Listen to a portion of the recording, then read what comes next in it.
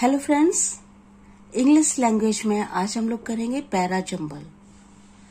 आजकल मोस्टली ये क्वेश्चन पूछा जाता है एग्जाम्स में। एक पैसेज आपको दिया जाता है और उस पैसेज की कुछ लाइनें स्प्लिट कर दी जाती हैं, मतलब ऊपर नीचे होती हैं, सीक्वेंस में नहीं होते हैं और उनको सीक्वेंस में करना होता है। देखते हैं question. In the following questions the first and the last sentences of the passage are numbered 1 and 6। एक पैसेज दिया हुआ है, उसमें पहली और आखिरी लाइन फर्स्ट एंड 6 वो अपने सीक्वेंस में दी हुई है। The rest of the passage is split into 4 parts. बाकी पैसेज को 4 भागों में बांट दिया गया है, P, Q, R and S। These 4 parts are not given in their proper order। और ये 4 पार्ट जो है वो प्रॉपर ऑर्डर में नहीं दिए हुए हैं। Read the sentence and find out which of the 4 combination is correct. आपको इन सेंटेंस को पढ़ना है और देखना है कि सही सीक्वेंस क्या है। Then find the correct answer and indicate it in the answer sheet. तो ये क्वेश्चन है आपका। अब देखिए, फर्स्ट लाइन जो दी हुई है उसको आपको डिस्टर्ब नहीं करना, वो अपनी जगह सही है। स्टार्टिंग यहां से हुई है, today the earth has many satellites besides the moon. और लास्ट वाली लाइन देख लेते हैं, ये वाली, इसको हमें चेंज नहीं करना। एज ए रिजल्ट, ये आपका कंक्लूडिंग लाइन है। As a result they travel in an orbit round the earth. बीच में दिए हुए हैं ये P, Q, R, S। ये सीक्वेंस में नहीं है। तो स्टार्टिंग हमारी कहां से हुई थी? Today the earth has many satellites besides the moon. Moon के अलावा अर्थ के कई सैटेलाइट्स हैं। ये बट से शुरू हुआ है तो ये इसके बाद तुरंत नहीं शुरू होगा।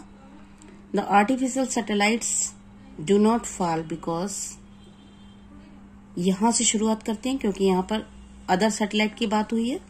दे आर द आर्टिफिशियल सैटेलाइट्स, तो हमारा आर आ गया पहले।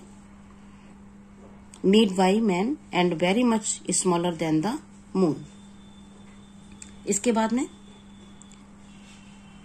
The artificial satellites do not fall because they are going too fast to do so. Artificial satellite के बारे में बता दिए। But the pull of the earth keeps them from doing so. तो हमारा क्या हो गया? आर, उसके बाद में Q और उसके बाद में as they speed along they tend to go straight off into space। इसके बाद में S आएगा और इसके बाद में but the pull of the earth keeps them from doing so। तो हमारा फर्स्ट के बाद में क्या बन गया सीक्वेंस? R, उसके बाद में Q, S and P। R, Q, S और P, ये 4th नंबर, ये वाला हमारा सही होगा ऑप्शन। तो इस तरह से क्वेश्चन होते हैं। अगला क्वेश्चन और देखते हैं। Love is one of the earliest of human passion. First वाली लाइन एज इट इज रहेगी, is one of the earliest of human patience. अब P, Q, R, S इनको हमें सीक्वेंस में लगाना है। It is also one of the sweetest।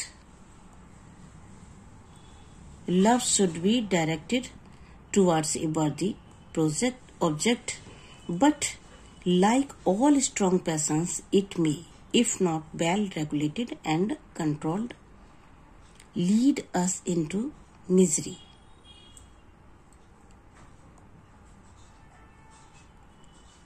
Love is one of the earliest of human passion. इसके बाद में इसको कर लेते हैं। But like all strong patience it may, if not well regulated and controlled, lead us into misery. ठीक है, sequence बन रहा है। Love is one of the earliest of human patience, but like all strong patience it may, if not well regulated and controlled, lead us into misery.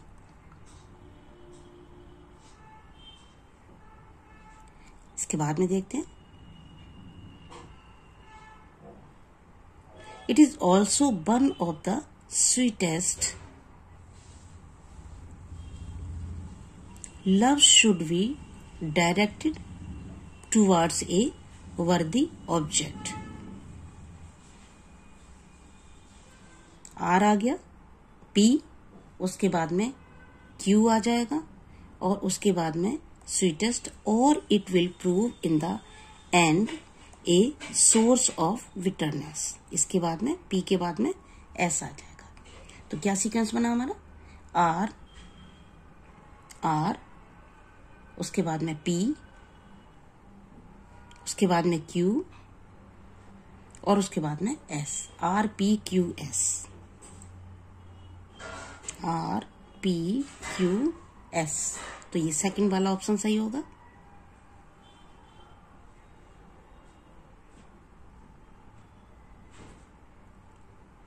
आगे देखते हैं question. In the following question, इस sentence और part of the sentence is printed in bold. देखिए दूसरी तरह का question आ गया।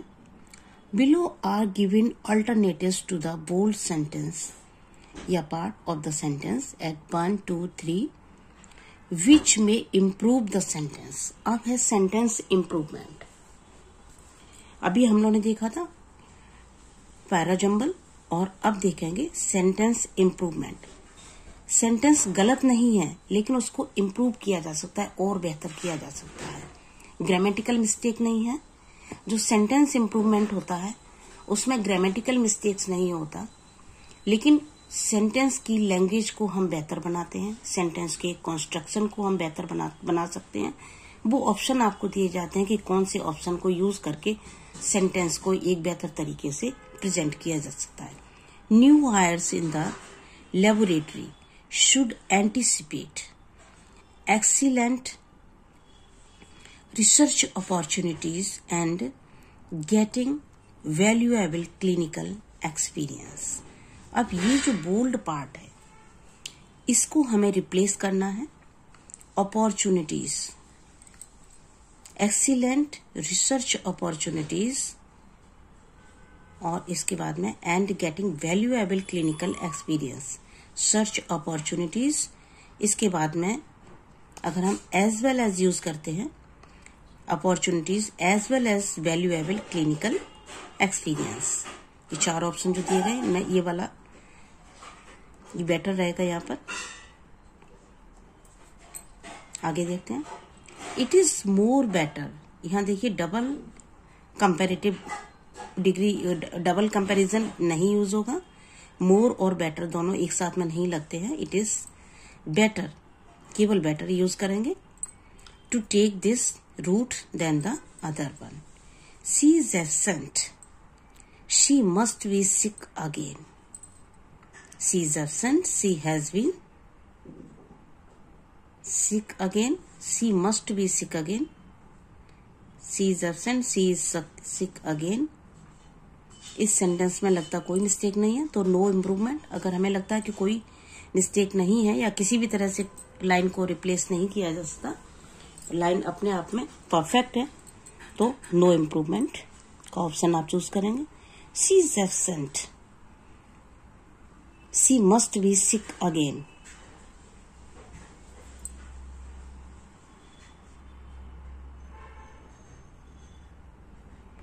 Jackie has already gone to the airport.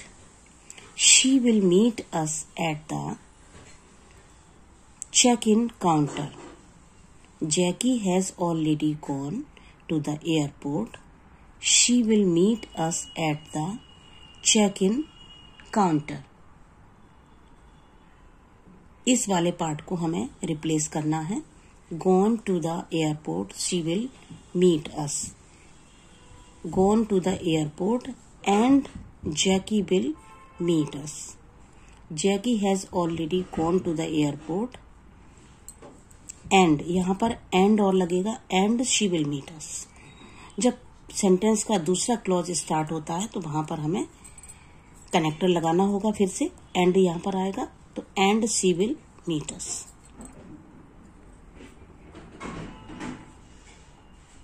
आगे देखते हैं।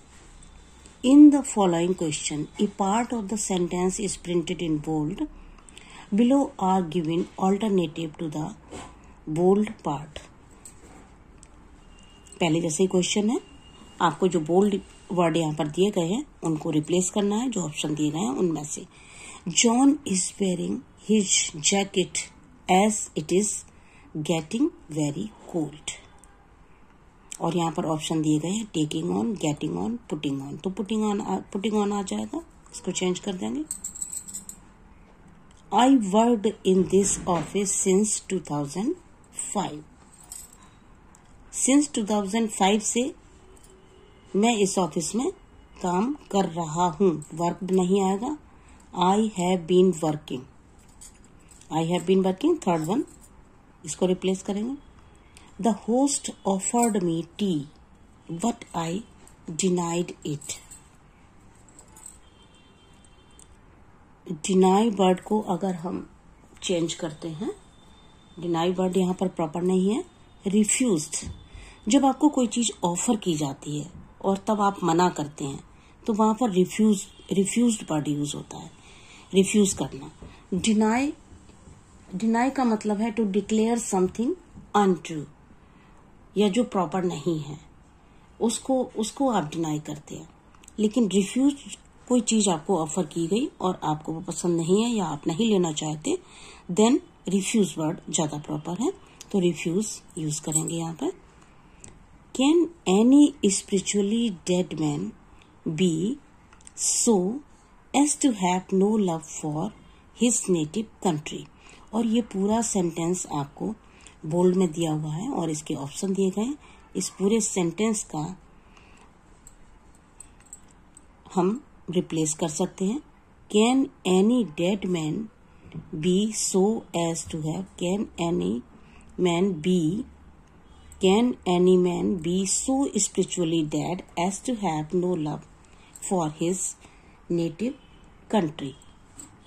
Can any native man be, नहीं ये सेकंड वाला ही प्रॉपर लग रहा है। Can any man be so spiritually dead as to have no love for his native country.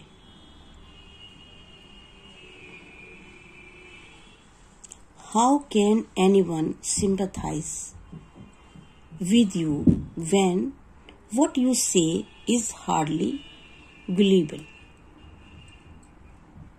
क्या चेंज कर सकते हैं इसका?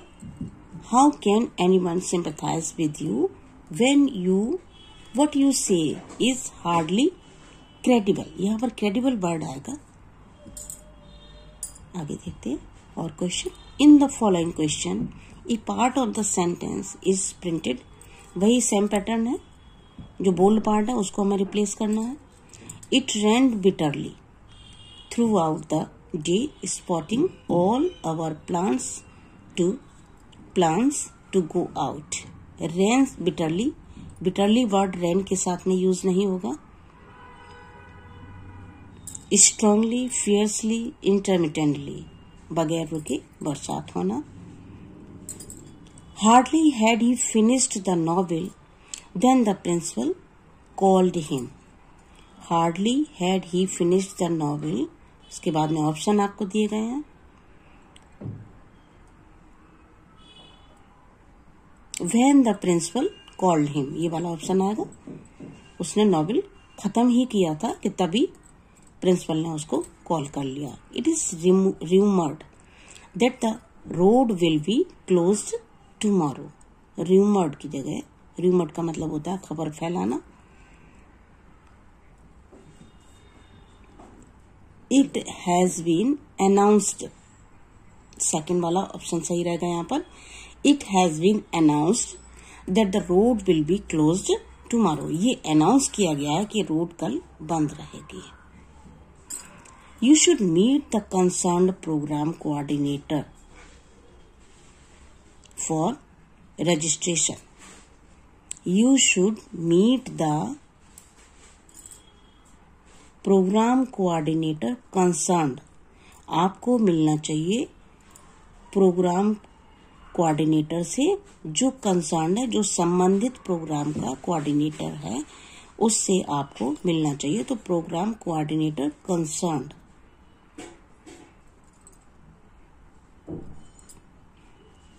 The patient was writing in depression on the bed. The patient was writing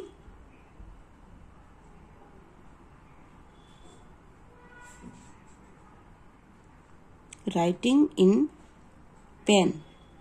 depression word यहाँ पर नहीं हो सकता।